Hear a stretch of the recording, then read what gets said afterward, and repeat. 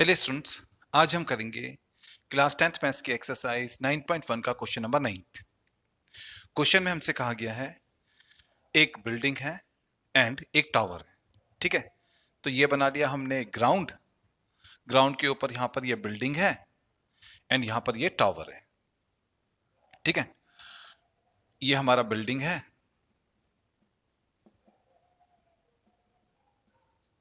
और ये हमारा टावर है। ठीक है, अब देखिए टावर का हाइट हमें क्वेश्चन में गिवन है। टावर का हाइट हमें क्वेश्चन में गिवन है 50 मीटर। करेक्ट।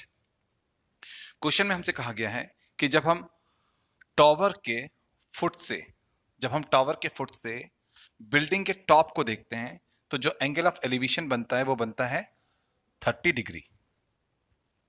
ठीक है, एंड जब हम बिल्डिंग के फुट से टॉप ऑफ टावर को देखते हैं तो एंगल ऑफ एलिवेशन बनता है 60 डिग्री। ठीक है,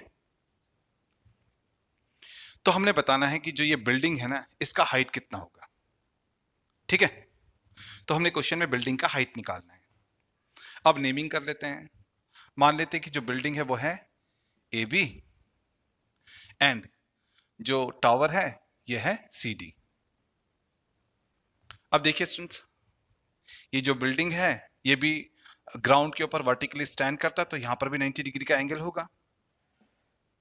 एंड जो ये टावर है ये भी ग्राउंड के ऊपर वर्टिकली स्टैंड करता है तो यहां पर भी 90 डिग्री का एंगल तो हो गई होगा ना। अब हम सबसे पहले right triangle B D C में चलते हैं। ठीक है, इस राइट ट्राइंगल में चलते हैं। लिखते हैं in right triangle B D C, है ना।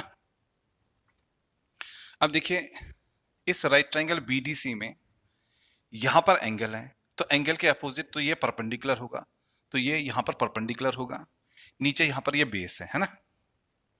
हम लेंगे 10-60 डिग्री, क्योंकि इस ट्राइंगल में, इस राइट ट्राइंगल में यहां पर 60 डिग्री का एंगल है तो हम लेंगे 10-60 डिग्री। और हमें पता है कि जो 10 होता है ना वो होता है परपेंडिकुलर अपॉन बेस, है ना। तो हम लेंगे 10-60 डिग्री।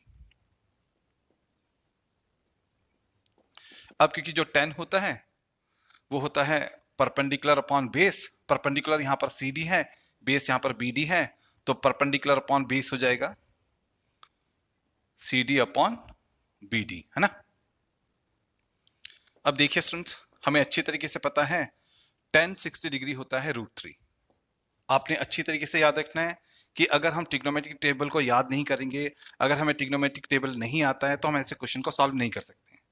तो ऐसे क्वेश्चन को सॉल्व करने के लिए आपको ट्रिग्नोमेट्रिक टेबल तो आना बहुत जरूरी है।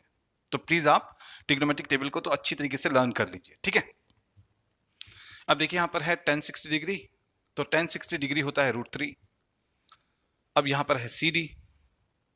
सी डी जो है हाइट ऑफ टावर है जो कि हमें गिवन है 50 मीटर, तो सी डी की जगह पर आएगा 50 मीटर। ठीक है, अपॉन में बी डी है। ठीक है, बी डी को अभी हमने फाइंड आउट करना है, इस बेस को हमने फाइंड आउट करना है, तो हम बी डी को यहां पर एज इट इज लिख लेंगे। हाँ, अब हम क्रॉस मल्टीप्लीकेशन करेंगे। क्रॉस मल्टीप्लाई में हम क्या करेंगे, बी डी को यहां ऊपर लेकर के जाएंगे एंड √3 को यहां पर नीचे लेकर के आएंगे। ठीक है,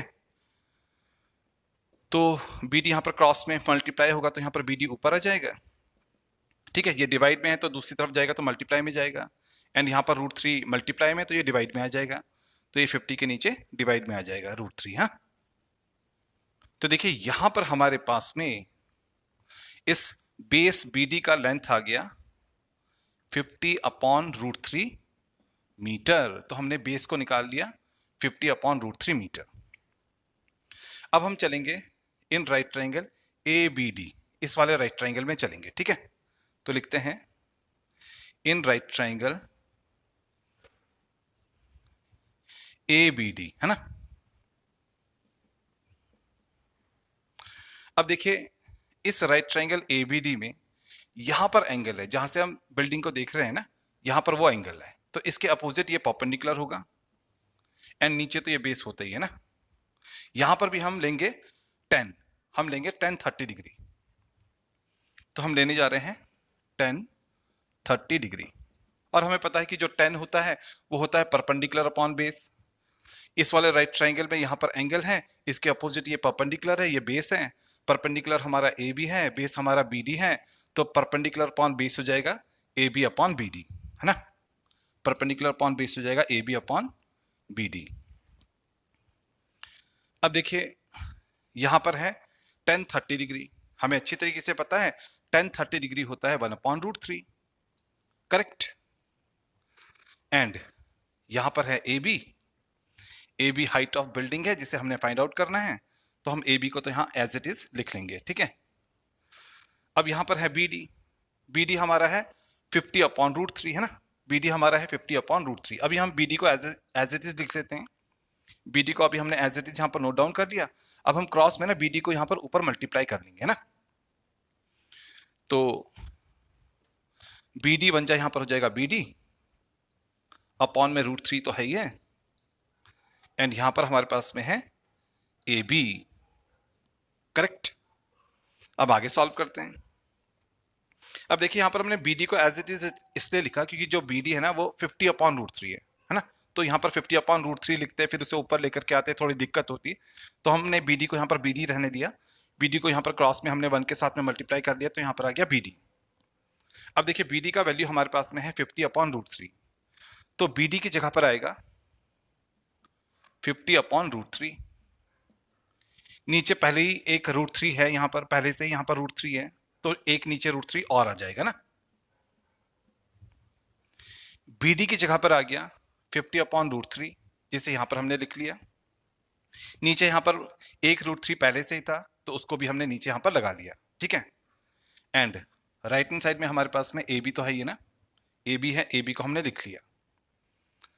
तो हमारे पास में ए बी का वैल्यू आ गया 50 न्यूमरेटर में है, डिनोमिनेटर में √3 इंटू √3 हो जाएगा 3, ठीक है। तो हमारे पास में ए बी का वैल्यू आ गया 50/3, है ना।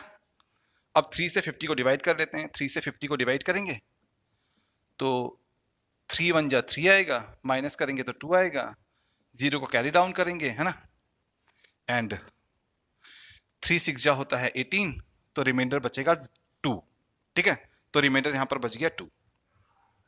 अब देखिए हम 50/√3 को लिख सकते हैं, जो ये रिमाइंडर बचा इसे ऊपर लिख लेंगे, जिससे हमने डिवाइड किया था उसको हम नीचे लिख लेंगे, एंड जो हमारा आंसर आया है ना ये 16, इसको यहां पर हम आगे लिख लेंगे। तो यहां पर हमारे पास में ए बी का वैल्यू आ गया 16 2/3, है ना। एंड क्योंकि क्वेश्चन हमारा मीटर में है तो यहां पर हम मीटर लगा लेंगे। तो देखिए ए बी जो है हाइट ऑफ बिल्डिंग है, तो यहां पर हमारे पास में A B height of building आ गया 16 2/3 मीटर।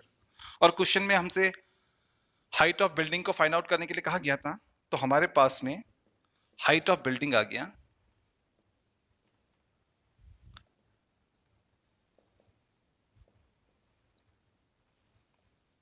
16 2/3 मीटर, ठीक है।